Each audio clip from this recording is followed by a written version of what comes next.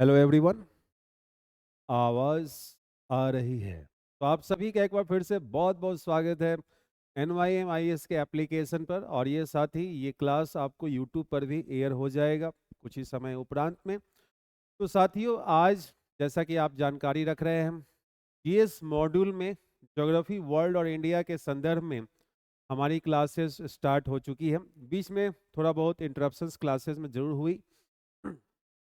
एक बार फिर से अब क्लासेज जो होंगी, मेरी क्लासेज कई बार 2-2 ढाई-ढाई घंटे की भी चलती है, ये भी ध्यान में रखिएगा। तो जो भी चीज़ें जो पिछले लगभग 10 दिन में जो इरेगुलरिटी हुई है, उसको हम अगले 10 दिन में कवर अप कर लेंगे, क्योंकि क्लास चलेगी 2 से ढाई घंटे। ठीक है साथियों, गेट रेडी।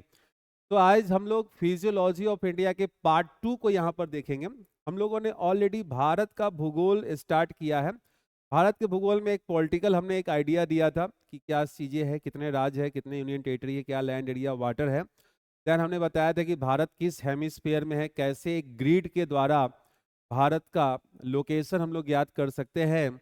और फिर हम लोगों ने एक इंडियन सब कॉन्टिनेंट को देखा था। ये आपको आईएएस मेंस का क्वेश्चन भी है जो हमने डिस्कस किया था, क्योंकि ये जो क्लास है ये आपको प्री मेंस दोनों को लेकर हम चल रहे हैं। तो चूंकि फिजियोलॉजी ऑफ इंडिया, और हाँ, यही क्लास आपको एनसीईआरटी क्लास में भी आपको देखने को मिल रही है। क्यों? क्योंकि अभी मैंने उसमें भी आपको अपलोड करवा दे रहा हूँ। साथ ही साथ 9th और 11th को मैंने कंबाइंड कर दिया है। जी हाँ साथियों, मैं आपको बताना चाहूँगा कि 9th और 11th जो है ये हमने कंबाइंड किया हुआ है अभी रिसेंट में।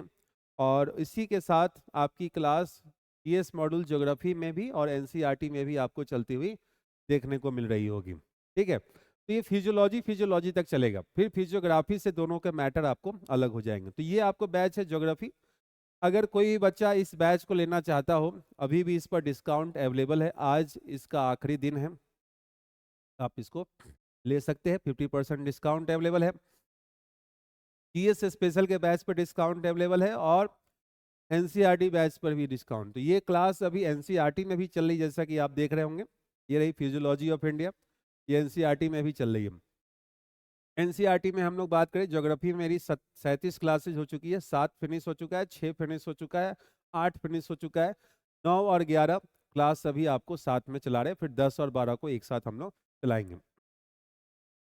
तो आइए साथियों, अब अपने मूव करते हैं कंटेंट की ओर। Setting your goal is the first step to achieving it, ये हमेशा ध्यान में रखिएगा। साथ ही साथ मैं आप लोगों को ये भी बताना चाहूँगा कि कल ही जो सूचना निर्गत की गई लोक सेवा आयोग उत्तर प्रदेश के द्वारा कि अब उत्तर प्रदेश प्रारंभिक परीक्षा जो है वो एक ही दिन में आयोजित की जाएगी। तो जी हाँ साथियों, ये एक अच्छी बात है, लेकिन ये कब न आयोजित की जाएगी, अभी इस पर संशय की स्थिति बनी हुई है।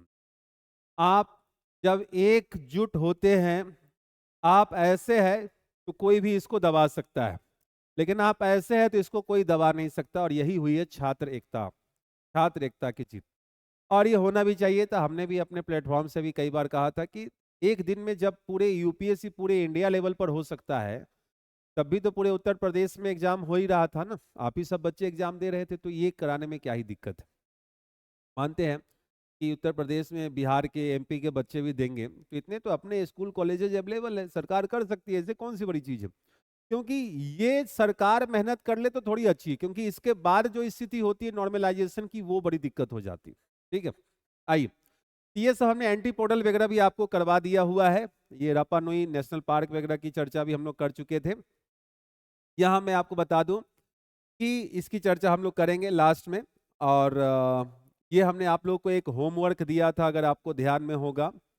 ये आपको होमवर्क दिया गया हुआ था कि आपको क्या करना है कि एक लैटिट्यूड बना लेने हैं, लॉन्गिट्यूड बना लेने हैं, और उस पर सभी राज्यों के सिटी, मेगा सिटीज, कैपिटल और मेगा सिटीज को आपको देख कर रखना है। कैपिटल हो गए, मेगा सिटीज हो गई, इसको आपको हाईलाइट करके रखना होगा। क्योंकि यूपीएससी में जो क्वेश्चन आते हैं वो कुछ इस प्रकार से आएंगे, जैसे कि ये आपके सामने है 82.5 डिग्री ईस्ट लॉन्गिट्यूड। तो बताया जाएगा कि इस पर स्थित जो दो शहर जो है, वो कौन से दो ऐसे शहर है जो इससे निकटतम है। ऐसा क्वेश्चन यहां से बन सकता है, ध्यान में रखिएगा। ऐसा क्वेश्चन यहाँ से भी बन सकता है। क्लियर है? तो इसके लिए आपको होमवर्क करना है, चीज़ों को आपको देख के रखना। आज हम लोग स्टार्ट जो कर रहे हैं ये टॉपिक से स्टार्ट कर रहे हैं जहाँ पर भारत की अवस्थिति को अक्षांश और देशांतर के साथ हम लोग यहाँ पर देखेंगे। फिर एक्सट्रीम पॉइंट की ओर जाएंगे, एक्सटेंशन की ओर जाएंगे, शेप को देखेंगे and then we will move some other pores. तो भारत किन दो अक्षांश रेखाओं के मध्य अवस्थित है? ऐसे अगर क्वेश्चन बन जाए, भारत किन दो अक्षांश रेखाओं या समानांतर भी लिखा हुआ आ सकता है, समानांतर के मध्य अवस्थित है। बहुत ही इजी ये क्वेश्चन आपके सामने में दिया गया, जैसा कि आप इस पिक्चर को देख रहे होंगे कि यहाँ पर 8 डिग्री 4 मिनट है और ये आपके सामने में 37 डिग्री 6 मिनट दिखाया गया। तो इसका आंसर भी आप क्या दिखाते हैं? 8 डिग्री 4 मिनट नॉर्थ लैटिट्यूड से 37 डिग्री 6 मिनट नॉर्थ लैटिट्यूड, यही है ना? यही आपका जवाब हो जाता है। मगर ये सिर्फ और सिर्फ चर्चा करें, ये मुख्य भूमि का है, मेनलैंड का है। ये किसका है साथियों? तो ये मेनलैंड का आपको देखने को मिल रहा है। अगर क्वेश्चन में डिमांड हो, क्वेश्चन में डिमांड हो मेनलैंड प्लस आइलैंड या स्टेट प्लस यूनियन टेरिटरी, तो आपका जवाब जो होगा वो है 6 डिग्री 45 मिनट नॉर्थ लैटिट्यूड से 37 डिग्री 6 मिनट नॉर्थ लैटिट्यूड। ठीक है, क्लियर है ये? अब ऐसा क्यों हुआ? तो ये देखिए कि भारत में ये मुख्य भूमि है, तो ये अंडमान निकोबार और यहाँ पर आपको लक्षद्वीप भी देखने को मिलता है। दोनों को भी तो सम्मिलित करोगे ना, तो तब इसका जवाब आपको होल इंडिया में ये हो जाता है। संपूर्ण भारत की बात की जा रही है यहाँ पर। ठीक है, जो भी क्वेश्चन बने। आइए, जैसा कि एक और पॉइंट यहीं पर हम लोग पहले निकाल लेते हैं। अब क्वेश्चन है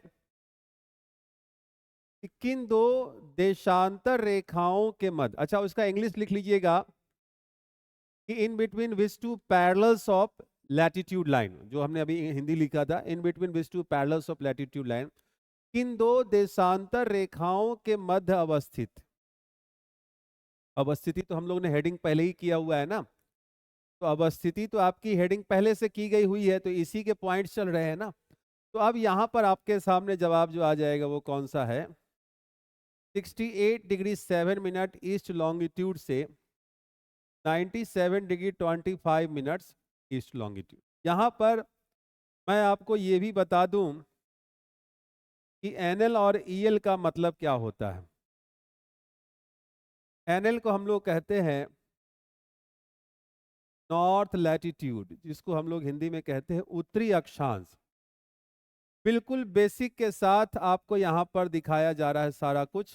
ठीक है, उत्तरी अक्षांश, और ये है ईस्ट लॉन्गिट्यूड।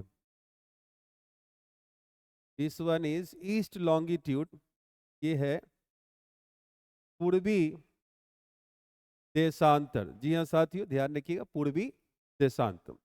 तो हम लोगों ने अक्षांश देशांतर बता दिया, तो भारत की अवस्थिति आपको ज्ञात होगी। अब ये रेखा है, तो ये रेखा कहीं ना कहीं किसी न किसी स्थान से होकर गुजरती होगी, यही ना होना है। तो उसी को हम लोग यहाँ पर देखेंगे, किसके संदर्भ में? एक्सट्रीम पॉइंट के संदर्भ में यहाँ पर मैं आपको दिखाना चाहूंगा। एक्सट्रीम पॉइंट के संदर्भ में देखेंगे। अ पॉइंट है northern most point of India. अब ये northern most point of India जो है, इसको हम लोग क्या कहते हैं? तो इंदिरा कॉल कहते हैं, ध्यान रखिएगा। Northern most point of India को हम लोग क्या कहते हैं? इंदिरा कॉल कहते हैं, ध्यान रखिएगा सारे पॉइंट को। इंदिरा कॉल जो है ये कहां पर है? तो आप दिखा देंगे सियाचिन ग्लेशियर। कई बार इंदिरा कॉल भी अगर मैं आपको बताऊं तो ये ध्यान में रखिएगा कि डिस्प्यूटेड रीजन के रूप में आपको देखने को मिलता है। इंदिरा कॉल की भी अगर हम लोग चर्चा करें तो ये डिस्प्यूटेड के रूप में आपको देखने को मिलता है। ठीक है, क्लियर है? ओके, यहां तक में किसी को कोई दिक्कत है तो मुझे बताइए। तो बहुत इजी था, इसमें तो कुछ ऐसा है भी नहीं। ठीक है, अब करना ये है, एक दो पॉइंट इसके बारे में अलग से दिखाऊंगा कि northern most point of India आपको दिखाया गया हुआ है। ये रुक जाइए एक मिनट, जरा सा मैं इसको लद्दाख कर देता हूं पहले। तो है तो ये सियाचिन ग्लेशियर का उत्तरी पॉइंट होता है। अगर अनडिस्प्यूटेड पॉइंट आपके सामने दिया जाएगा, यहाँ पर तो लिख ही दिया है, ये हमने बनाकर ही रखा है कि आपको लिखना नहीं पड़ेगा, सियाचिन ग्लेशियर। अब अगर क्वेश्चन में आपको ऐसा लिख कर आ जाए कि भारत की अविवादित उत्तरी बिंदु, देखिए एक तो भारत की उत्तरी बिंदु हो गया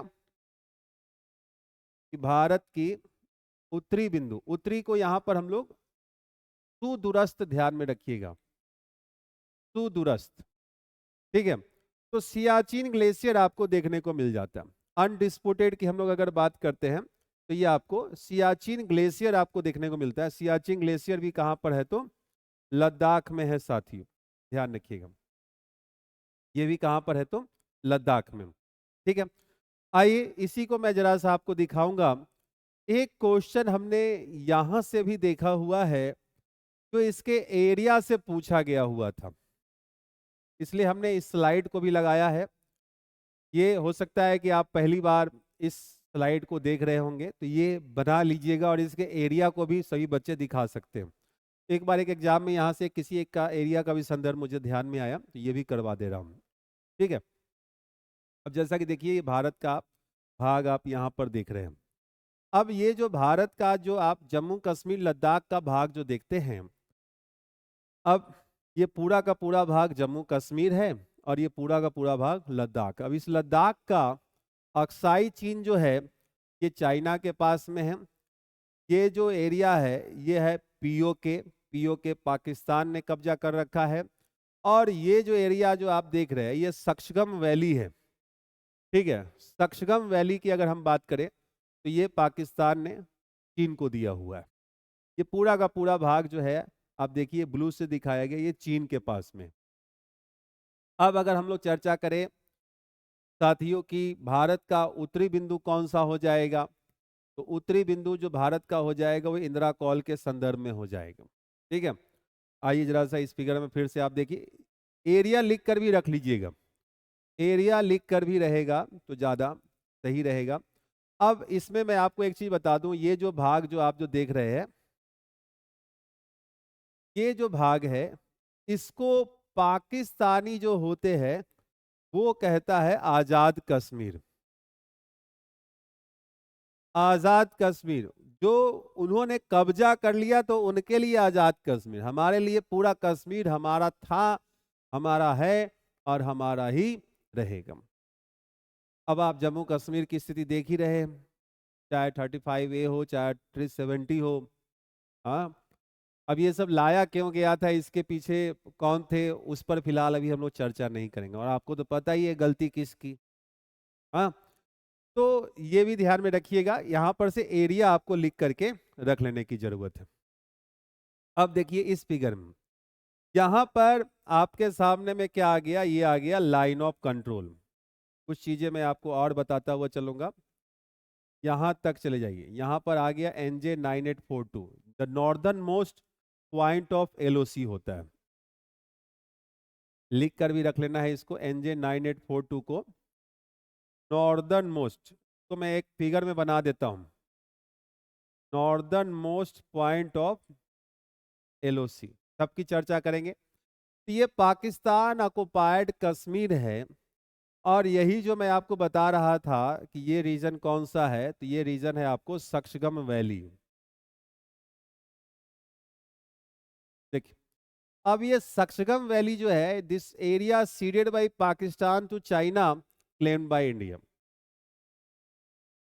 पाकिस्तान ने इस क्षेत्र को चाइना को दे दिया। कब? 1963 में, इन 1963, इन 1963। अक्साई चीन का रीजन जो है, area held by China claimed by India दिया जाता है, और ये है 1962 से। 1962 से ये पूरा क्षेत्र जो है ये आपको चीन के पास में। मैं आपको बताना चाहूंगा कि ये जो LOC है और यहां पर LAC है, ये जो आप जो देख रहे हैं, ये आपके सामने क्या है? LAC है, लाइन ऑफ एक्चुअल कंट्रोल और लाइन ऑफ कंट्रोल।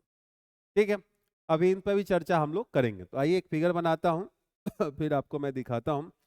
यहीं पर आपको देखने को मिलता है क्या? इंदिरा कॉल। अभी जो हमने इंदिरा कॉल जो आपको दिखाया साथियों, ध्यान रखिएगा, इंदिरा कॉल जो है वो 37 डिग्री 6 मिनट पर नहीं है, क्योंकि 37 डिग्री 6 मिनट का जो रीजन है,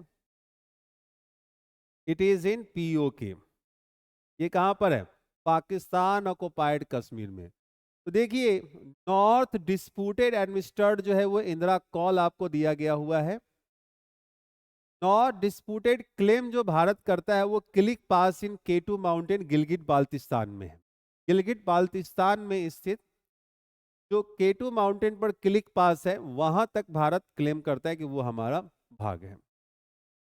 अब आप जरा सा देखिए, सियाचिन ग्लेशियर आपको देखने को मिल रहा है। सियाचिन ग्लेशियर के इस पार्टिकुलर भाग में आपको क्या दिया गया? इंदिरा कॉल दिया गया हुआ, इंदिरा कॉल दिया गया हुआ, जो कि आपको सियाचिन ग्लेशियर के ऊपरी भाग में आपको दिया जाता है।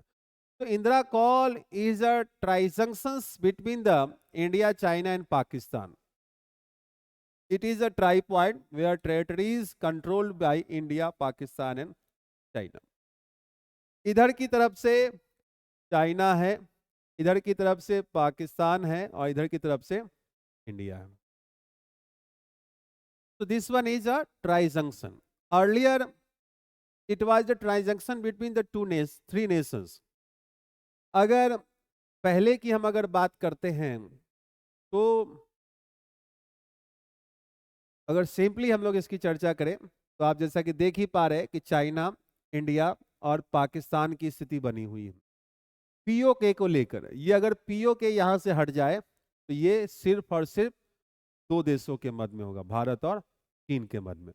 यहीं पर एक पॉइंट है, NJ 9842 लिख के रखना है। Northern most demarcated point of the India Pakistan cease fire line known as the line of control. ये आपके सामने पॉइंट आया, जरा से इसको देखिए, बताइए। सीज फायर रेखा, क्या आप सबकी किसी की जानकारी है सीज फायर रेखा के बारे में? जरा सा तेजी से बताइए, सीज फायर रेखा के बारे में कौन जानता है? ठीक, आइए मैं आपको चर्चा करता हूं। अब कुछ चीजों की मैं चर्चा कर लेता हूं, जरा सा देखिए।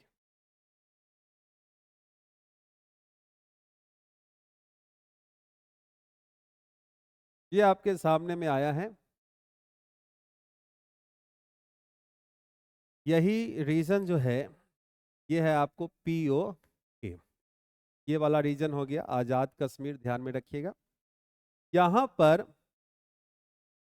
जो ऐसे रीजन है, यही है आपको सियाचिन ग्लेशियर। ये क्या है साथियों? तो ये है, ऐसा एक फिगर आपको बनाना है, Siachen glacier. Then you see, यहां पर जो पार्टिकुलर भाग है ये वाला, ये है अक्साई चीन। ये कैसा है? अक्साई चीन। इन 1963 और 62, सॉरी 1962 में इंडिया चाइना वार होता है, ध्यान रखिएगा। 1962 में इंडिया चाइना। मैं यहाँ बताना चाहूँगा कि आज यहाँ पर आपको देखने को मिलता है कि चलिए ये है LOC, और ये आप दिखाते हैं ये है LAC। LAC को हम लोग कहते हैं लाइन ऑफ एक्चुअल कंट्रोल, और LOC जो होता है ये है आपको लाइन ऑफ कंट्रोल, यही ना। अब चीजें समझनी ये है कि यही वाला भाग जो है, ये वाला, ये है NJ9842, that is the northern most point of LOC। LOC का उत्तरतम बिंदु है, नोट करके रख लीजिएगा। LOC का उत्तरतम बिंदु है। LOC लाइन ऑफ कंट्रोल है, इसको हम लोग नियंत्रण रेखा कहते हैं। Earlier these two line, earlier बात किया जाएगा, these two line called seize fire line. देखिए ये दोनों रेखाएं जो है पहले सीज फायर रेखा कहलाती थी, क्योंकि बनाई गई किसके द्वारा? यूनाइटेड नेशन ऑर्गेनाइजेशन के द्वारा, यूएनओ के द्वारा। तो यूएनओ क्या करता है कि शांति समझौता करता है, पीस कीपिंग मिशन चलाता है। तो जब भी दो देशों के बीच कुछ भी टकराव की स्थिति यहाँ पर बनी, युद्ध हुआ, तो यूएन बीच में आ गया। यूएन वालों ने क्या किया कि यहाँ पर बोला कि भैया आज के बाद से ना इधर से गोली चलेगी ना इधर से गोली चलेगी, सीज फायर, फायर को सीज कर दीजिए, रोक दीजिए। तो 1972 में, ध्यान रखिएगा, इन 1972 these two lines are referred as line of control और line of actual control। तो आपको कभी क्वेश्चन बने कि पाकिस्तान के साथ LOC, चाइना के साथ LAC,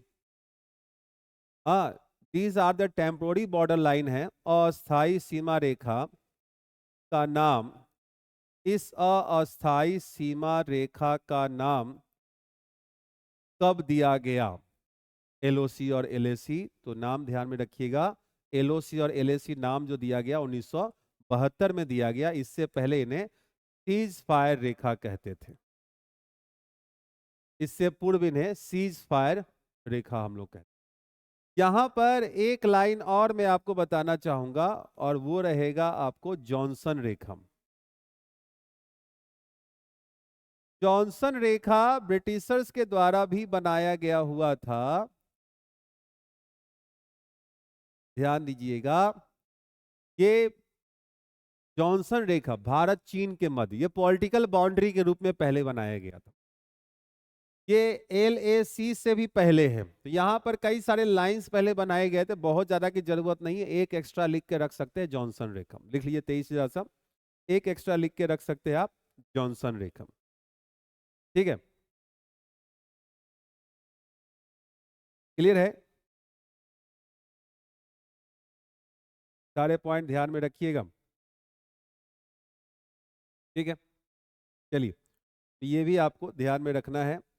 मैं यहाँ पर आपको, जैसा कि आप इस फिगर में देख रहे होंगे, ये आपके देश के फौजी जवान जो है, ये सियाचिन ग्लेशियर बिल्कुल बर्फीले क्षेत्र में आपको गश्त कर रहे हैं।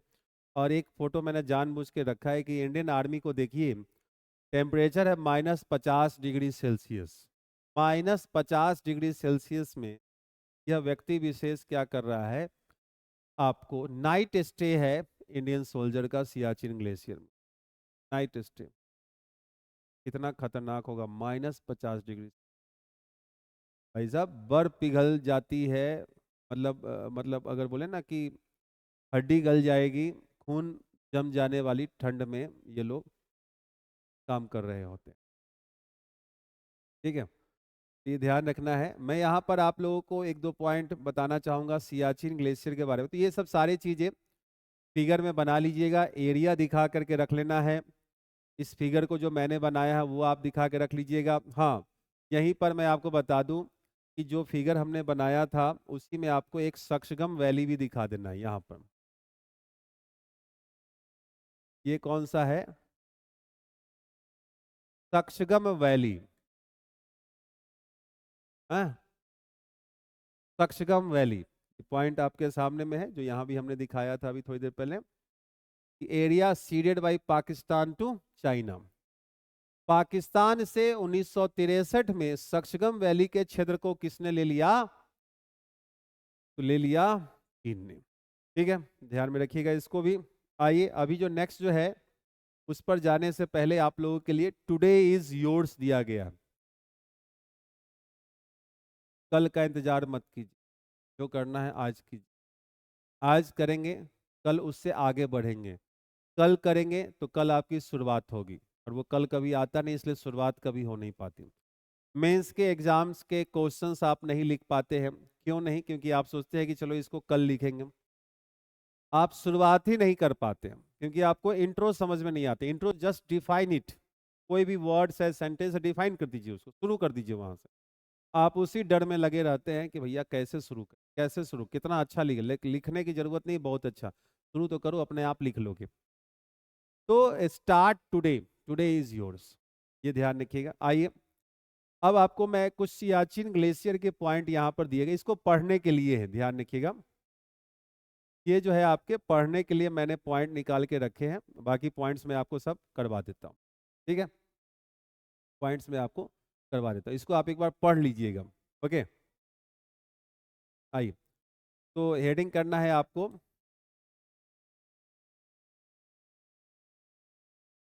सियाचिन ग्लेशियर। यहाँ से खूब सारे क्वेश्चंस बनते ही बनते हैं, ध्यान रखिएगा। सबसे पहले जो हम लोग आएंगे सियाचिन ग्लेशियर पर, व्हाट अबाउट द लेंथ। देखिए 72 किलोमीटर आपको देखने को मिलता है, और गूगल वगैरह पे भी आप देखेंगे 74 किलोमीटर। कई बार एक्चुअली क्या है, इसलिए थोड़ा सा वेरिएशंस आपको देखने को मिल जाता है कि जो एक्चुअल फिगर जो है ना, वो थोड़ा सा चेंज होता है लाइंस के साथ में, और कोई बहुत बड़ी चीज नहीं है यहाँ पे। सियाचिन ग्लेशियर जो है, ये किस यूनियन टेरिटरी में है? तो लद्दाख में, ये तो आपको पता चल ही गया। देन सिचुएटेड ऑन साल Toro range, situated on Sal Toro Range,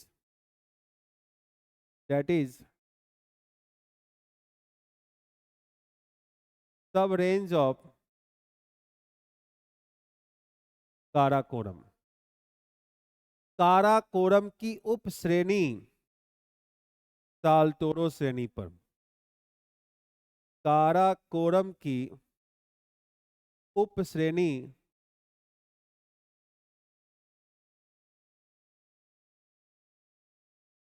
Saltoro श्रेणी पर अवस्थित है। ये आपको सियाचिन ग्लेशियर के हम लोग पॉइंट आउट कर रहे हैं, ठीक है, ध्यान दीजिएगा। सियाचिन ग्लेशियर, इनके पॉइंट सब लिखते चलिए तेजी से जरा सा, ठीक है? देन विश्व का तीसरा ध्रुव है ये, third pole of the world. विश्व का तीसरा ध्रुव है ये। अब सोचिए कि third pole of the world क्यों कहेंगे? अभी आपने देखा कि टेम्परेचर जो यहाँ पर देखने को मिली -50 डिग्री सेल्सियस, आप देख रहे हैं, सब कुछ दिखाया है मैंने, ठीक है? तो इसलिए इसको third pole of the world कहते हैं। जो दोनों ध्रुवीय क्षेत्र है वहां भी इसी प्रकार की दशाएं विद्यमान होती, -50 degree celsius. Then that's why it is referred as a cold desert. यह एक शीत मरुस्थल है। ये क्या है? तो एक शीत मरुस्थल है, यहाँ पर कोई भी आपको खेती वगैरह देखने को नहीं मिलेगा। देन नेक्स्ट, विश्व का सबसे ऊंचा युद्ध स्थल है, इंग्लिश लिख लेंगे इसका, highest battle field of the world. Highest battle field of the world, विश्व का सबसे ऊंचा युद्ध स्थल। अब देखिए कि जब युद्ध स्थल है तो किन दो देशों के बीच युद्ध हुआ होगा? तो आप दिखाते हैं कि इंडिया पाक वार हुआ, कब हुआ? 1984 में, 1984 में, जब आप लोगों में से इस धरती पर कोई भी नहीं हो, इतने भी प्राचीन तुम लोग थोड़ी ना होगे। तो इंडिया पाक वार ध्यान में रखिएगा। नेक्स्ट, अगर इंडिया पाक वार हुआ तो इंडियन गवर्नमेंट ने इसके लिए क्या चलाया? तो Indian government has run operation, operation Meghdoot. ध्यान दीजिएगा, भारत सरकार ने ऑपरेशन मेघदूत चलाया, लिख करके रखना है। भारत सरकार ने ऑपरेशन मेघदूत चलाया।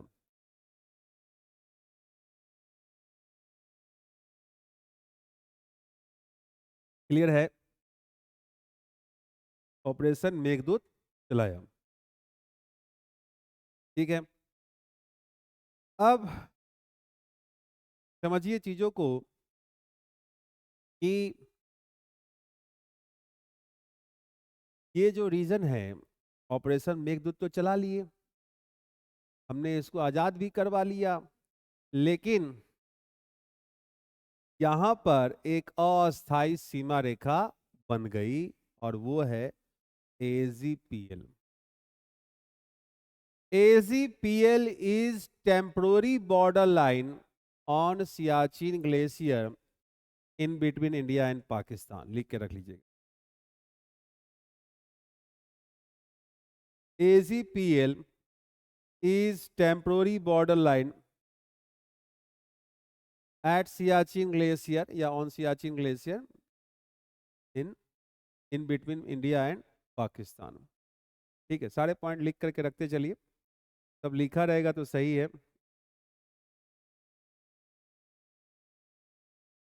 द नेक्स्ट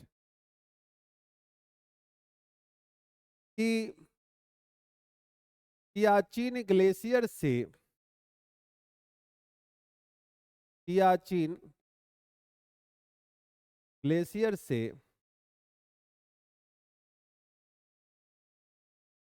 नुब्रा नदी निकलती है। Nubra river originates from Siachen glacier. Nubra river originates from Siachen glacier, ध्यान में रखिएगा। अब एक क्वेश्चन नया बना देते हैं कि सियाचिन ग्लेशियर जाने का रास्ता, मान लीजिए क्वेश्चन ऐसा आ जाए कि सियाचिन ग्लेशियर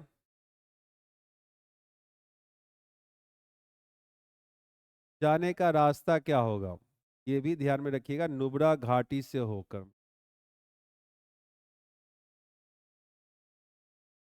नुब्रा घाटी से होकर, ठीक है।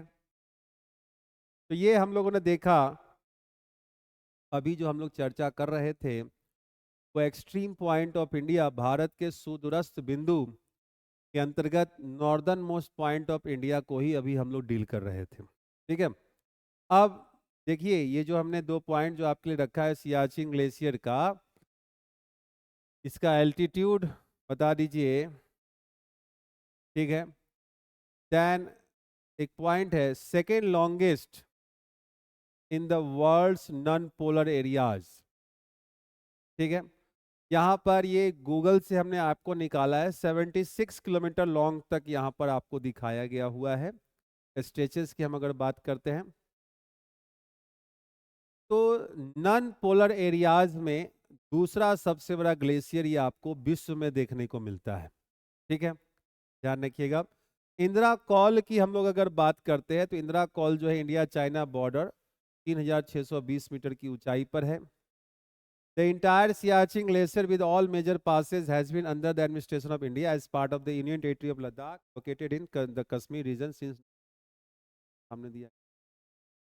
अब एक पॉइंट है, Siachen glacier lies immediately south of the Great Drainage Divide that separates the Eurasian plate from the Indian subcontinent in the extensively glaciated portion of the Karakoram, sometimes called the third pole. ठीक, ये जो reason है Siachen glacier का, तो इस Siachen glacier अगर हमने दिखा दिया तो इधर से साउथ की ओर नदियां जा रही होती हैं और इधर से नॉर्थ की ओर जा रही होती, ठीक है। तो यूरेशिया के प्लेट को इंडियन सब कंटिनेंट के साथ भी ये क्या कर रहा होता है, अलग कर रहा होता है। The glacier lies between the Saltoro ridge immediately to the west and the main Karakoram range to the east. The Saltoro ridge originates in the north from the Sia Kangri peak on the China border in the Karakoram ridge. तो Sia Kangri peak कहाँ पर है, ये China border पर है, ध्यान में रखिए। एक पॉइंट और भी एक्स्ट्रा आपके सामने यहाँ पर दिया गया हुआ है, सिया कांगरी, ठीक है। Now we are coming for the southern most point of India. अब हम लोग southern most point of India पर आते हैं, जरा से इसको देखिए। Southern most point of India, India पूछा गया इसलिए आपको यहाँ पर क्या आएगा, इंदिरा पॉइंट आ रहा है। इंदिरा पॉइंट को ही अगर हम लोग देखें, Indira point was also known as, यहाँ पर आप एक नाम डाल सकते हैं, पार्सन पॉइंट और पिगमेलियन पॉइंट। तो भारत का दक्षिणी बिंदु कौन सा है और भारत का दक्षिणतम बिंदु कौन सा है, ये आपके सामने आ रहा है। भारत का दक्षिणतम बिंदु आपको इंदिरा पॉइंट हो गया। किस द्वीप पर है, तो इंदिरा पॉइंट आपको ग्रेट निकोबार द्वीप पर है, ध्यान रखिए। ग्रेट निकोबार द्वीप पर आपको देखने को मिलता है। अभी जो चीजें हैं, बहुत सारी चीजें फैक्चुअल आपको देखने को मिलेगा। इंदिरा पॉइंट को अन्य किन नामों से जानते हैं, पार्सन पॉइंट, पिगमेलियन पॉइंट, सब लिख करके रख लीजिए, पार्सन पॉइंट और पिगमेलियन पॉइंट, ये दोनों एक ही है, अलग नहीं है। ठीक है, क्लियर है, सब लिख के रख लीजिए। एक लाही चिंग पॉइंट भी अगर आप लोगों ने नाम सुना होगा, वो भी मैं आपको बता देता हूं, अगर किसी ने सुना होगा।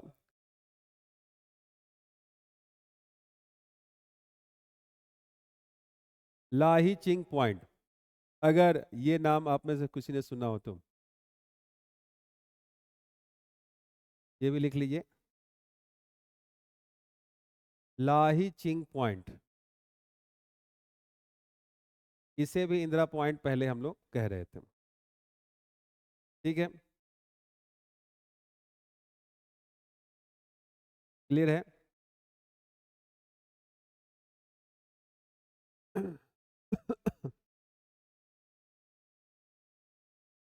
चलिए, तो ये भी चीज ध्यान में रखिएगा। और 2004 में जो सुनामी जो आया था, सुनामी में अगर हम लोग इंदिरा पॉइंट की बात करें, तो सुनामी 2004 सुनामी में इंदिरा पॉइंट की ऊंचाई 4.25 मीटर कम हो गई थी। ये भी एक नोट करके चाहे तो रख सकते हैं। ठीक है, नोट करके रख सकते हैं। तो द्वीप पूछेगा तो भी आपकी जानकारी में है, और अगर अदर से नाम पूछेगा तो भी आपकी जानकारी में है। Southern most tip of main land of India आपके सामने पूछा गया है, और ये आपके लिए जवाब आता है कन्याकुमारी। भारत के मुख्य भूमि का दक्षिणी बिंदु क्या है, पॉइंट। भारत के मुख्य भूमि का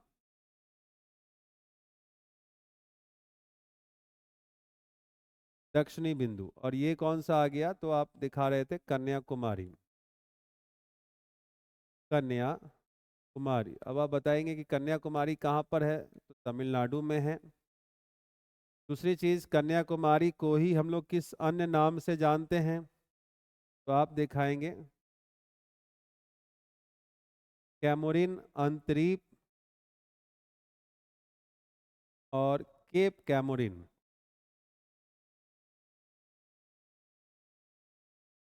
केप कैमोरिन कहाँ पर, तो तमिलनाडु, मतलब एक ही चीज है, वो तो नाम ही बता रहा हूँ कि इसे कैमोरिन अंतरीप या केप कैमोरिन भी कहते हैं। यही कन्याकुमारी ही क्या है, केप कैमोरिन है।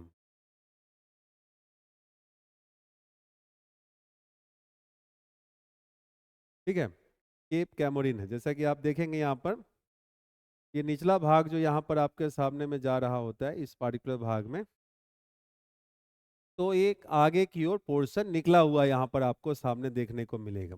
ठीक है, मैं आपको दिखा देता हूँ। देखिए, जैसे यहाँ पर होता क्या है, जैसे कि यह एक भाग है, हम लोग इसको कह रहे हैं प्रायद्वीप, पेनिनसुला। पेनिनसुला क्यों कहते हैं? क्योंकि ये जो है तीन तरफ से जल से घिरा हुआ है। ठीक है, तीन तरफ से जल से घिरा हुआ है। यहीं पर एक ऐसा भाग जो आ जाए, ये भी तीन तरफ से जल से घिरा हुआ है, ये भी तीन तरफ से जल से घिरा हुआ है, मगर इसको जो हम लोग कहते हैं, इसको हम लोग कहते हैं केप। यह है केप, और इसी का हिंदी हो जाता है अंतरीप। अब ये क्या है? So it is long narrow, it is long narrow land area surrounded by three-sided water body। यह एक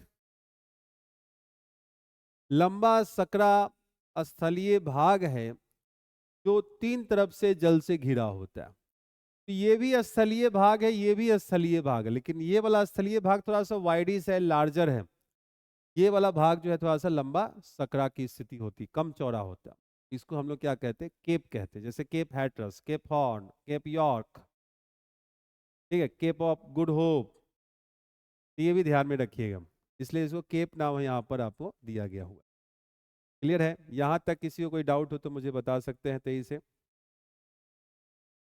ठीक है, ये भारत का दक्षिणी बिंदु हम लोगों ने यहाँ पर आपको दिखा दिया हुआ। ठीक है, आइए नेक्स्ट आते हैं। और अच्छा, एक चीज यहाँ पर मैं आपको और भी दिखा दूं। एक क्वेश्चन यूपी पीसीएस में भी आया हुआ क्वेश्चन है जरा सा, कि ये जो क्षेत्र है, ये क्षेत्र है आपको कन्याकुमारी। तो कन्याकुमारी जो जिला है, कन्याकुमारी क्या है? तो जिला है, इसकी सीमा तीन सागरों से लगती है। इसकी सीमा तीन सागरों से लगती है। देखिए, इधर की तरफ में हो गया अरब सागर,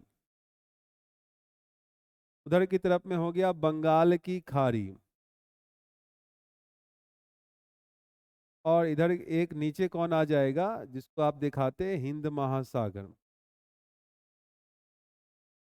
हिंद महासागर ब्रैकेट में कर लीजिए, मन्नार की खाड़ी। ठीक है, ये भी एक क्वेश्चन बना हुआ है कि ऐसा कौन सा क्षेत्र है, जिला है, जिसकी सीमा तीन सागरों के साथ में लगती है। इधर से एक अलग सागर हो गया, इधर से एक अलग सागर हो गया, और इधर से एक अलग सागर हो जाए। ठीक है, ये ध्यान में रखिए, ये सब क्वेश्चन बनते हैं। देन एक क्वेश्चन और आपको बता देता हूं कि भारत का अगर कभी आपसे दक्षिणतम शहर पूछा जाए, southern most city of India, तो सदर्न मोस्ट सिटी जब पूछा जाता है, यही आपका जवाब हो जाएगा नगर कोइल।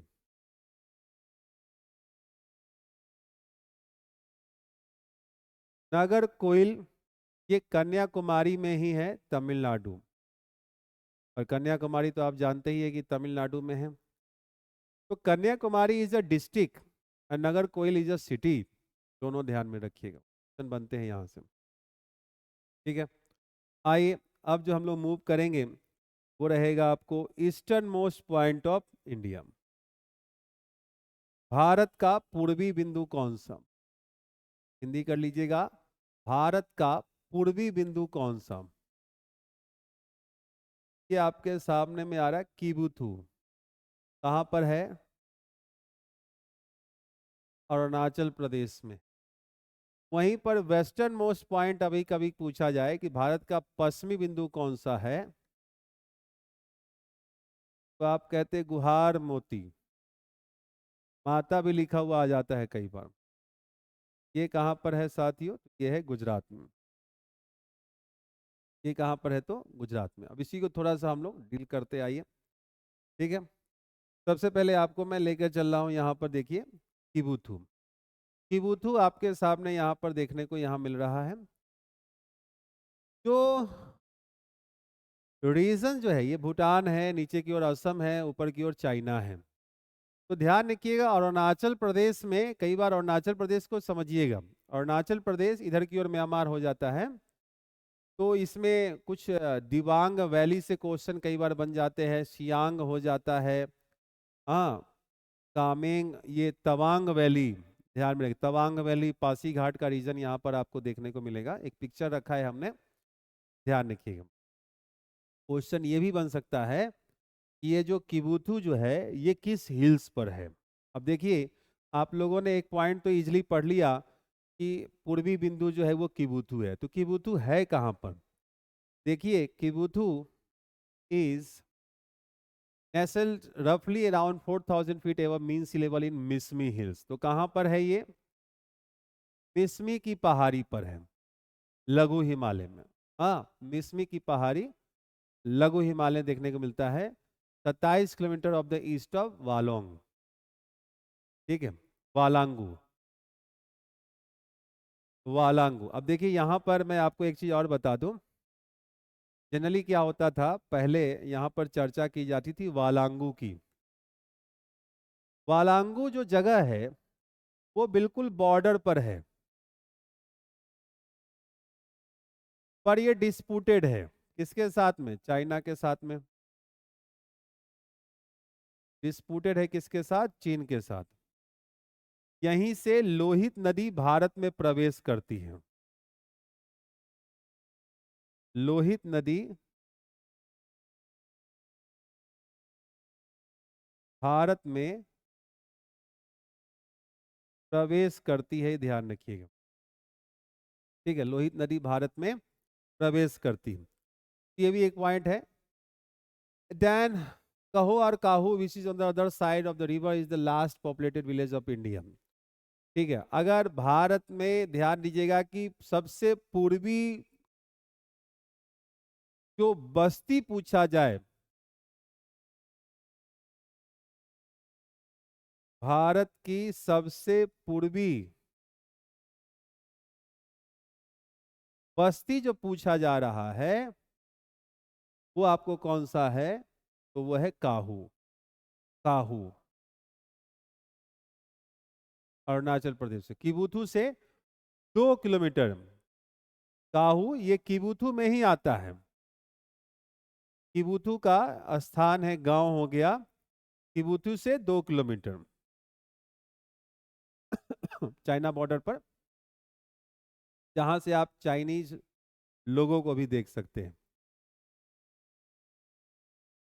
अब एक पॉइंट यहां पर और है, it may be noted that both Kaho and Kibithu lies on the east of Dong valley. Dong valley where the first sun rays in India is received. Bharat में सबसे पहले सूर्योदय कहां पर देखने को मिलता है? Dong valley. भारत में प्रथम सूर्योदय, ठीक है, ये भी एक स्पेशल पॉइंट है आप लोगों के लिए। मतलब कुछ चीजें याद करते चलना है, कुछ लिखते चलना है, हर बार मैं कुछ ना कुछ नया लेकर जरूर आता हूँ आप लोगों के लिए। तो ये भी आपके लिए ही है, ध्यान देना है, ठीक है। चलिए, ये सब पॉइंट थे आपके लिए अरुणाचल प्रदेश के संदर्भ में। वही चीज आप यहाँ पर दिखा रहे हैं, आप जैसा कि देख रहे होंगे कि ये डोंग है, डोंग। डोंग वैली में ही फर्स्ट सनराइज आपको देखने को मिलता है, ठीक है। और फिर आपके सामने किबुथु आपको देख रहा है। क्लियर है? ध्यान रखिएगा। Okay, next. अब आपको जो देखने को मिलेगा वो गुहार मोती की हमने चर्चा किया हो गुजरात में, कि भारत का वेस्टर्न मोस्ट पॉइंट कौन सा है? तो वो गुजरात में इस पार्टिकुलर भाग में आपको देखने को मिलता है। कौन? गुहार मोती। गुहार मोती की अगर हम लोग चर्चा करते हैं तो वो आपको कहाँ पर है? रन ऑफ कच्छ में देखने को मिलता है। रन ऑफ कच्छ, ये पूरा का पूरा एरिया जो आप देख रहे हैं ये गुजरात का एरिया है, ध्यान दीजिएगा, ये गुजरात का एरिया है। आगे आप देखेंगे ये जो रीजन जो आपके सामने दिख रहा है ये खंबात की खाड़ी है, आगे चर्चा होगी इसके बारे में। यहीं पर आपके सामने एक जगह है भरूच, सूरत, नवसरी और वलसाड। ये ध्यान में रखिएगा, यहाँ पर कभी सिटी लगाने का मौका मिल जाए, वडोदरा, आनंद, फिर अहमदाबाद, और यहाँ पे जाएगा गांधीनगर, और ये हो गया आपके सामने में खेरा, खेरा, सुरेंद्र नगर। यहाँ से भी यूपीएससी क्वेश्चन पूछ चुकी है सुरेंद्र नगर से। तो गुजरात इंपॉर्टेंट रहा है हमेशा से, क्योंकि इंडस्ट्रियल एरिया है, तो इसके अंदर में यहाँ से क्वेश्चंस बनते हैं।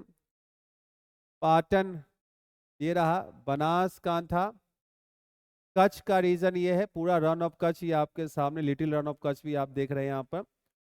जामनगर, पोरबंदर, जूनागढ़, भावनगर, राजकोट, ये सब इंपॉर्टेंट इंपॉर्टेंट नाम है जो आप यहाँ पर देख रहे हैं।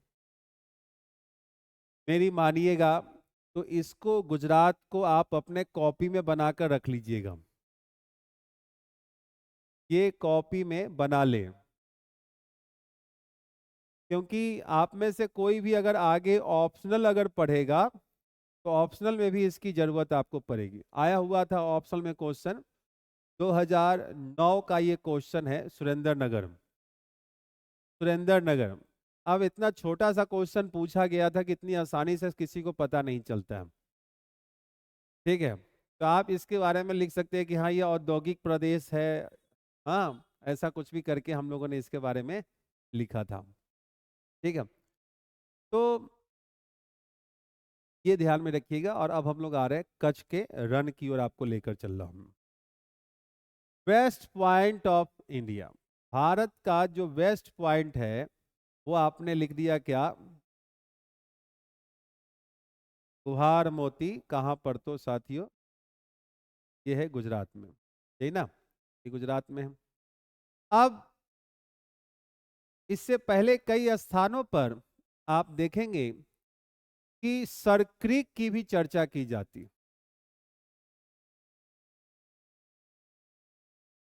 सरक्रीक जो है वो विवादित हो चुका है, ये भी ध्यान दीजिएगा।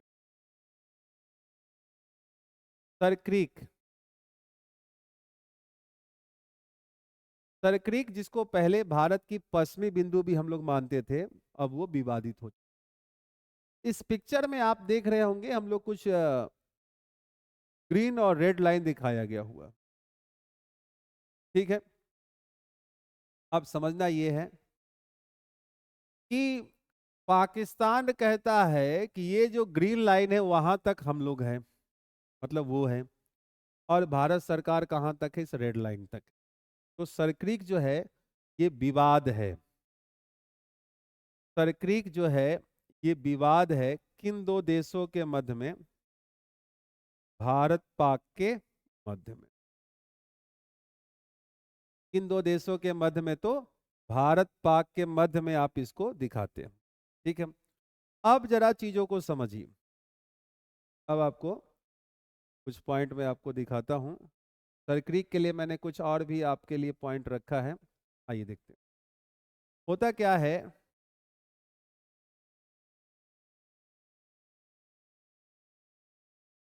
कि ये जो रीजन है ये है आपको कच्छ का रन, रन ऑफ कच्छ। ये क्या है साथियों, तो ये है run of Kutch. This is also considered as white desert, ठीक है। हम लोग अभी चर्चा करेंगे, कच्छ के रन पर भी आएंगे, कच्छ का रन की भी कुछ पॉइंट में आपको नोट डाउन करवाऊंगा। पॉइंट ये है कि ये जो पार्टिकुलर एरिया है जहां पर क्रीक आपको देखने को मिल रहा है, क्रीक क्या होता है मैं आपको समझाने वाला। देखिए होता क्या है, पहले तो इसी फिगर में समझ लीजिए। कि इस पूरे क्षेत्र में समुद्री जल का घुसपैठ होता है। यहाँ क्या है? समुद्री जल का पैठ। अब आप कहेंगे कि ऐसा क्यों? क्योंकि गुजरात का तट जो है, गुजरात का तट जो है, यह निर्गमन या उन्मज्जन तट का उदाहरण है। आगे इसकी चर्चा होगी। तो इसके जो कॉन्टिनेंटल शेल्फ का भाग है वो ऊंचा है। तो जब कॉन्टिनेंटल शेल्फ का भाग जब ऊंचा होता है तो ज्वार भाटा जब आएगा, और सिंपल ज्वार रखिए, उच्च ज्वार के समय, उच्च ज्वार के समय जल का घुसपैठ स्थलीय भागों में होता है।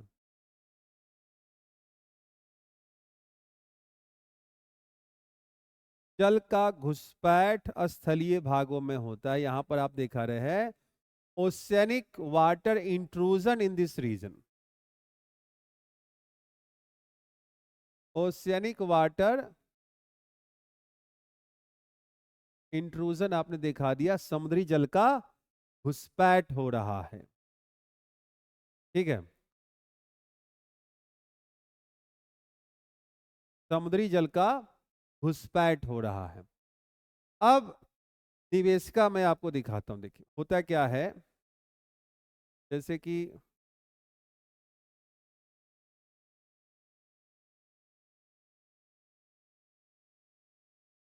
देखिए, अब ये जल देखिए,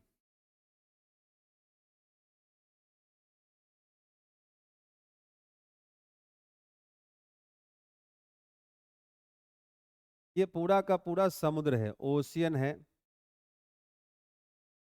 चीज है। समुद्र का जल अंदर की ओर प्रवेशित आपको देखने को मिल रहा है। इसे जो हम लोग कहते हैं यही होता है निवेशिका,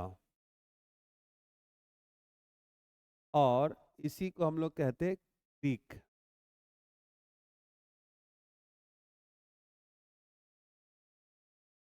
निवेशिका और क्रीक, ये निवेशिका और क्रीक क्या है?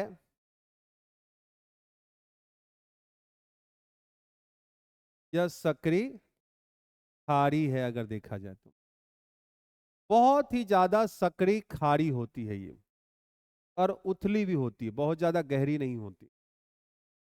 ध्यान रखिएगा, बहुत ज्यादा गहरा भी नहीं होता, उथला होता है, जैसा कि आप इस पिक्चर में भी देख पा रहे होंगे। देखिए, जैसा कि आप इस पिक्चर में भी देख पा रहे होंगे।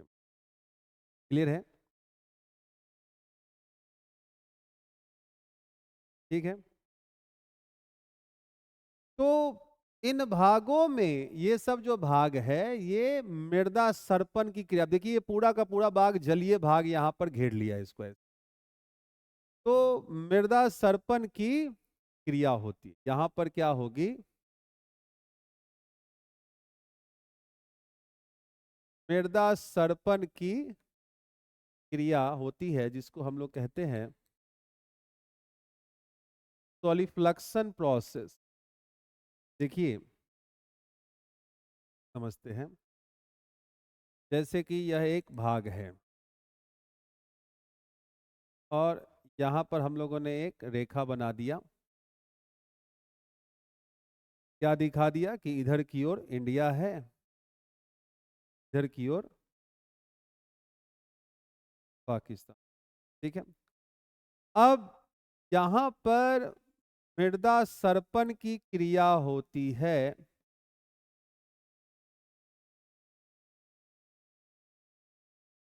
मतलब कि मिट्टी खिसकती है, मिट्टी खिसकती है। अब चूंकि पृथ्वी जो है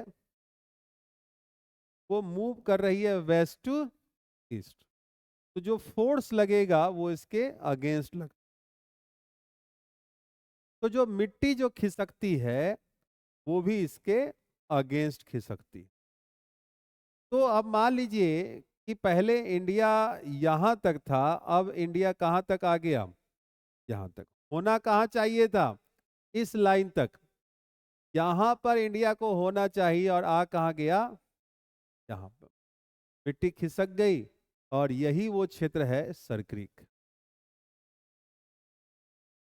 और यही है विवाद, सरक्रीक विवाद। समझिएगा चीजों को, यह जो क्षेत्र जो है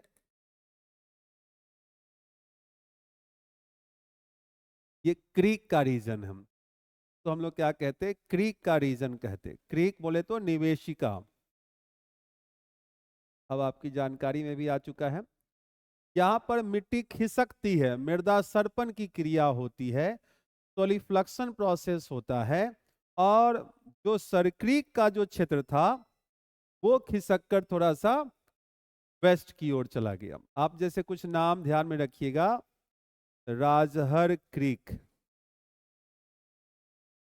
कोरी क्रीक, कजहर क्रीक, यहां भी है नाम दिया हुआ, जैसा कि आप देख, कजहर क्रीक, सर क्रीक, कोरी क्रीक, ये सब कुछ क्रीक है। तो क्रीक क्या होता है ये भी हमने आपको लिखवा दिया कि क्रीक एक सक्रीक उथली खारी होती है, जहां पर मृदा सर्पण की क्रियाएं होते रहती है। यही है सरक्रीक का विवाद। और इसी कारण से भारत में जो एक पॉलिटिकल बॉर्डर था पहले पाकिस्तान के साथ, जिसको नाम दिया जाता है 24वीं समानांतर रेखा, जो कि पहले राजनीतिक रेखा थी।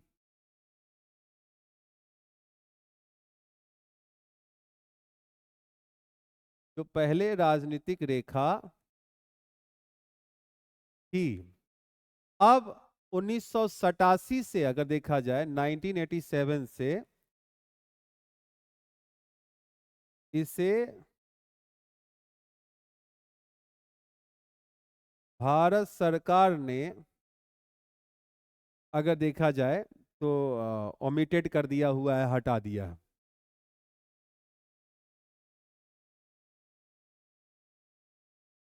आप उस समय विशेष पर राजीव गांधी की सरकार थी, राजीव गांधी की सरकार ने ही इसे भारत और पाक के मध्य राजनीतिक सीमा रेखा मानने से इनकार कर दिया था। एक पॉइंट लिख के रख लीजिएगा, 1987 में राजीव गांधी की सरकार ने भारत पाक सीमा के मध्य राजनीतिक सीमा को 24वीं समानांतर रेखा को मानने से मना कर दिया। ये सारे पॉइंट्स है, ये ध्यान में रखिएगा। अब देखिए, हम लोगों ने यहाँ पर एक चर्चा किया किसके बारे में, रन ऑफ कच्छ के बारे में। तो थोड़ी सी डिटेल्स हम लोग रन ऑफ कच्छ की भी कर लेते हैं। देखिए, रन ऑफ कच्छ में ये जो रीजन है ये ग्रेट रन है, और ये जो रीजन है ये लिटिल रन है। लिटिल रन में ही एक नदी आकर गिरती है, जो कि होती है कौन सी, लूनी रिवर। आगे चर्चाएं होंगी। यहाँ फिलहाल हम लोग कच्छ के रन में आ रहे हैं। कच्छ का रन कहाँ पर है साथियों, तो ये गुजरात में है। ठीक है। अब यहाँ पर कैसी मृदा पाई जाएगी, तो आप देखिए दलदली मृदा पाई जाती है। ये श्वेत रेगिस्तान कहलाता है, व्हाइट डेजर्ट। ये कैसा कहलाता है, तो श्वेत रेगिस्तान कहलाता है, व्हाइट डेजर्ट ये कहलाता है, ध्यान में रखिएगा। देन भारत में नमक का सर्वाधिक उत्पादन, भारत में नमक का सर्वाधिक उत्पादन भी आप यहां से दिखा दीजिए। होता क्या है कि इन भागों में, जैसे कि यह भाग है, अब इसमें सागरीय जल जब जमा हो जाएगा, जब खारा जल यहाँ जमा हो जाएगा, तो ये नमकीन दलदली मृदा बन जाती है। पहला चीज तो ध्यान में रखिएगा, सबसे पहले क्या बना, नमकीन दलदली मृदा बन गई। और यही नमकीन दलदली मृदा से ही क्या बनेगा, नमक का उत्पादन होगा। व्हाइट कलर का लेयर बन जाता है, और इसलिए इसको श्वेत रेगिस्तान भी हम लोग कहते हैं, क्योंकि ये व्हाइट कलर का लेयर बन जाता है इसके ऊपरी भाग में, पूरी की पूरी नमक की परत बिछ जाती है। क्या हो गया? खारा जल है, यहाँ पर नमक की परत। इन भागों में अगर आप 6 7 8 घंटे से ज्यादा रुक गए, हम लोग जैसे सामान्य इंसान, तो इसकी क्षेत्र विशेष की वायु में इतनी ज्यादा साल्ट की मात्रा होती है कि आप अगर उसको ज्यादा इनहेल कर लेंगे तो आपका फेफड़ा, लीवर सब खराब हो जाए। इसलिए यहाँ पर जो बीएसएफ के जो जवान काम करते हैं, तो प्रति 6 7 घंटे के बाद शिफ्ट किया जाता है। ज़्यादा लंबा समय भी नहीं रखते हैं, ध्यान में रखिएगा। ठीक है।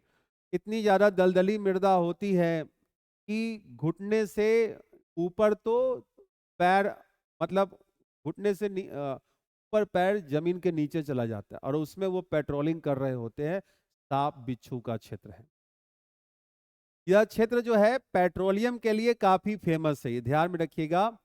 पेट्रोलियम के लिए भी ये क्षेत्र आपको फेमस देखने को मिलेगा। मतलब सारे पॉइंट को लिख करके रख लीजिए, क्या पता कब आपके सामने में क्या पूछा जा सके।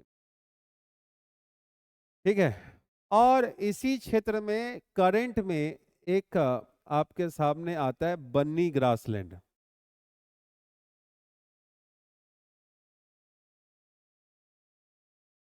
यही कच्छ के रन में आपको जंगली गदहा देखने को मिलता है। जंगली गदहा जो है ये कच्छ के रन में आपको देखने को मिलता है। ठीक है।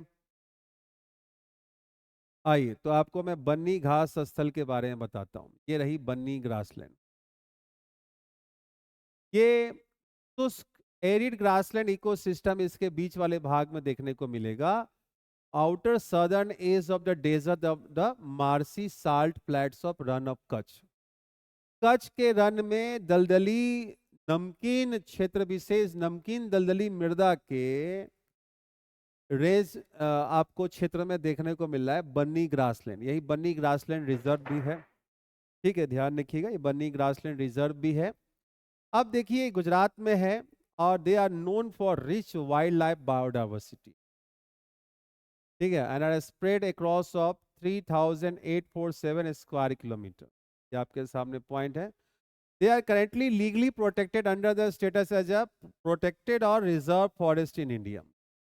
Though declared a protected forest more than half a century ago, Gujarat State's Forest Department has recently proposed a special plan to restore and manage this ecosystem. ये आपके सामने पॉइंट। द वर्ड बनी, बनी अगर हम लोग चर्चा जो कर रहे हैं कि बनी शब्द का मतलब क्या होता है, हिंदी वर्ड है बनाई, meaning made, banana. The land here was formed from the sediments that were deposited by the Indus and other rivers over thousands of years. Old villagers from this region say that before the 1819 run of Kutch earthquake, the river Indus flowed right through Bunny and the local farmers. क्या कहते हैं कि reaped a rich harvest of crops like red rice and Sindhi chokha, ठीक है, etc. Red rice was the staple diet of the people of the region. It was even recommended by medical practitioners as a light diet for ailing people.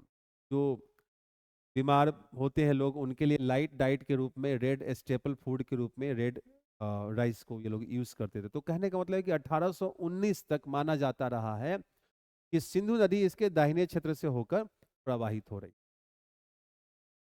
ठीक है। ठीक। अब नहीं है, क्योंकि run of Kutch में जो 1819 में जो भूकंप आया, तो उससे वो नदी का डाइवर्जन भी देखने को मिला, और अब वो नदी पाकिस्तान के सिंध प्रांत से होकर प्रवाहित हो रही। तो कहने का मतलब है कि बन्नी ग्रासलैंड काफी हाईलाइटेड है इधर। याद रखिएगा, ये हिंदी भी आपको हमने इसका कन्वर्ट करके यहाँ पर दिया हुआ है। कुछ चीजें जो पॉइंट हमने हाईलाइट किया था उसी को याद कर लीजिएगा, बहुत ज्यादा की जरूरत थी। ठीक है। आइए एक बार फिर से लास्ट टाइम हम लोग इसको रिकॉल कर रहे हैं। Extreme points of Indira, Indira call, Kuhar मोती, कन्याकुमारी, किबुथू, ये सब पॉइंट हम लोगों ने यहाँ पर कंप्लीट कर लिया हुआ है। अब देखिए कि अगर इसके एक्सटेंशंस को हम लोग देख लें, मान लीजिए अब ऐसा करते हैं, ये नॉर्थ पॉइंट है, ये साउथ पॉइंट है, ये वेस्ट पॉइंट है, ये ईस्ट पॉइंट है, तो ईस्ट को वेस्ट से मिला दीजिए, नॉर्थ को साउथ से मिला दीजिए, यही है ना। तो अब क्या पॉइंट है एक्सटेंशन, जो नॉर्थ टू साउथ है वो है 3214 किलोमीटर, जो ईस्ट टू वेस्ट है वो 2933 किलोमीटर। ईस्ट, नॉर्थ, वेस्ट और ये रहा साउथ, इसको भी लिख के रख लीजिए, इसको भी लिख के रख लीजिए कि नॉर्थ टू साउथ, सेम चीज यहाँ पर भी आपके सामने में है कि नॉर्थ टू साउथ जो है ये कितने किलोमीटर है, 3214 किलोमीटर। ईस्ट टू वेस्ट जो है 2933 किलोमीटर। और भारत का शेप जो हो जाता है वो है क्वाड्रेंगुलर, तो हम लोग कहते हैं चतुष्कोणीय, चतुष्कोणीय। अब अगर यहीं पर या ऐसे मिला दीजिए, अगर ये चार कोण आपको देखने को मिल रहे हैं भारत में, इसलिए इसको हम लोग क्या कहते हैं, भारत का आकार या आकृति क्या है, चतुष्कोणीय है। पूर्व से पश्चिम और उत्तर से दक्षिण विस्तार भी आपको दिखाया गया हो। अब यहाँ पर पॉइंट ये उभरता है कि भारत का उत्तर से दक्षिण विस्तार पूरब से पश्चिम की तुलना में क्या है, तो अधिक है, यही ना। भारत का उत्तर से दक्षिण विस्तार पूरब से पश्चिम की तुलना में अधिक है, यही हम लोग देख रहे हैं। इसके पीछे क्या कारण है ये आपको समझना पड़ेगा। देखिए यहां पर है 0 डिग्री इक्वेटर लाइन। ये जितनी भी रेखाएं जो होती हैं, अगर हम लोग चर्चा करें अक्षांश रेखाओं की, ये इस प्रकार से आपके सामने में होती, ठीक है, सारी अक्षांश रेखा। और जितनी भी देशांतर रेखाएं जो होती हैं वो आपको ऐसे होती है, ठीक है। देखिए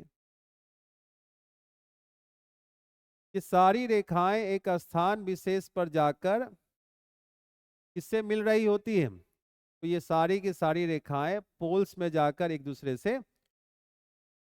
अब अगर आप देखें तो जैसे जैसे इक्वेटर से पोल्स की ओर जा रहे हैं, इन रेखाओं के बीच की दूरी क्या हो रही है, कम हो रही। आप देखिए ये 90 डिग्री का रीजन है। तो दो अक्षांश रेखाओं के मध्य, ये दो देशांतर रेखाओं के मध्य की दूरी विषुवत रेखा से ध्रुवों की ओर कम होते जाती है, और इसलिए भारत का उत्तर से दक्षिण विस्तार जो है ये 3214 किलोमीटर है, और पूरब से पश्चिम विस्तार जो है ये 2933 किलोमीटर, है ना। इसको एक नोट कीजिए जरा सा, मैं बता देता हूं, नोट कर लीजिए इसको कि north to south extension of India is more than east to west, because north to south extension of India is more than east to west, because because distance between two longitude line, because distance between two longitude line decreases from equator towards poles, decreases from equator towards poles। Hindi है, भारत का उत्तर से दक्षिण विस्तार पूरब से पश्चिम की तुलना में अधिक है। भारत का उत्तर से दक्षिण विस्तार पूरब से पश्चिम की तुलना में अधिक है, क्योंकि क्योंकि दो देशांतर रेखाओं के मध्य की दूरी, क्योंकि दो देशांतर रेखाओं के मध्य की दूरी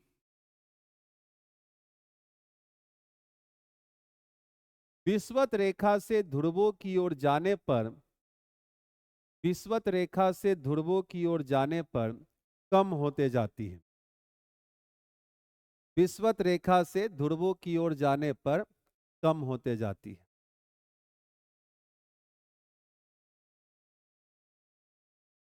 एक पॉइंट यहां पर और आपको दिया गया हुआ है, वो ये कि भारत का जो लोएस्ट प्लेस जो है, लोएस्ट एलिवेटेड प्लेस अगर हम लोग चर्चा कर लें,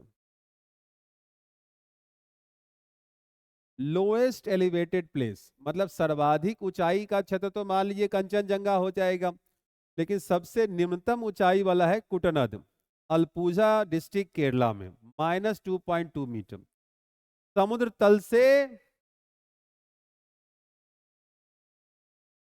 2.2 मीटर गहरी। ठीक है, यही लोएस्ट प्लेस होता है, तो इसको भी ध्यान में रखिए। आज यहीं तक रखते हैं। नेक्स्ट क्लास में आप लोगों को लेकर चलेंगे हम लोग, ट्रॉपिक ऑफ कैंसर देखेंगे, ट्रॉपिक ऑफ कैप्रिकॉर्न को देखेंगे, कैसे भारत में समय जो एक बनाया गया हुआ है या दो की जरूरत है, नहीं है, कुछ मुद्दों पर और भी हम लोग चर्चा करेंगे। कर्क रेखा के बारे में जानकारी करेंगे, पॉपुलेशन और चर्चा होगी आपके साथ में एरिया की, और then we will move for neighbouring countries of India. ठीक है, ये क्लास आपको YouTube पर भी प्रोवाइड हो जाएगी, जो ही बच्चे बाद में देखना चाहे YouTube पर भी देख सकते हैं। बेसिकली ये क्लास एप्लीकेशन की है। क्लास 9 और 11 को हमने अभी मर्ज कर दिया है, NCERT को भी उठा लिया और UPSC IAS तक के लेवल को मैं लेकर चल रहा हूँ। तो NCERT वाले बैच को भी थोड़ा सा फायदा हो जाएगा, कुछ चीज़ें एक्स्ट्रा ही आपको मिल जाएंगी। ठीक है, चलिए फिर आप लोगों से मिलते हैं अगली कक्षा में। कल चक्रवात की क्लास होने वाली है, बहुत ही शानदार, देखना मत भूलिएगा। इस का PDF जो है, आपको ध्यान दीजिएगा, जो PDF जो है वो टेलीग्राम चैनल पर आपको अवेलेबल हो जाता है। टेलीग्राम चैनल आप ज्वाइन कर लीजिएगा, अमन अर्जुन सिन्हा ऑफिशियल। ठीक है, अमन अर्जुन सिन्हा ऑफिशियल पे आप चले जाइएगा। इस चैनल पर आपको जितने भी जो आप देखते हैं जो PDF वगैरह होते हैं वो आपको शेयर कर दिया जाता है। जैसे आप देख रहे हैं यहाँ पर PDF वगैरह शेयर हो जाता है। ठीक है, चलिए तो आज इतना ही रखते हैं, फिर आप लोगों से मुलाकात होगी, तब तक के लिए नमस्कार।